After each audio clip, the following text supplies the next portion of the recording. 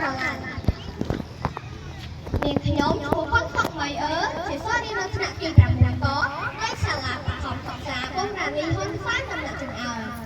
នាងខ្ញុំបានមកទីនេះដើម្បីបង្ហាញនៅចំណាប់អារម្មណ៍និងលទ្ធផលដែលទទួលបានពីការរៀនបន្ថែមរបស់គោលទី1មាតាបិតាមានការចូលរួមនិងស្រឡាញ់កម្មវិធីកម្រងគោលទី2សិស្សានុសិស្សមានពេលវេលាសិក្សាច្រើននិងមានពេលវេលានៅសាលារៀនច្រើនទី3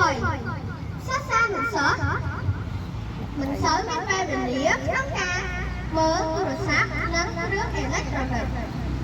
ទី4អាណាព្យាបាលមានឥរិយាបថល្អក្នុងការដើរម៉ូតូនិងការចូលរួមគោរពផ្សេងជាតិទី5សិស្សានុសិស្សបានអភិវឌ្ឍនៅឥរិយាបថជាច្រើនដូចជារបៀបសំពះខ្ញុំស្រឡាញ់សាលារៀនខ្ញុំនិងរបៀបសម្រាប់ប្រុងនិងផ្សេងទៀតខ្ញុំស្រឡាញ់គម្រោងដ៏ល្អណាស់ព្រោះគម្រោងដ៏ល្អបានជួយអភិវឌ្ឍដល់សាលារៀននិងសិស្សានុសិស្សនៅសាលារៀនខ្ញុំសូមអរគុណ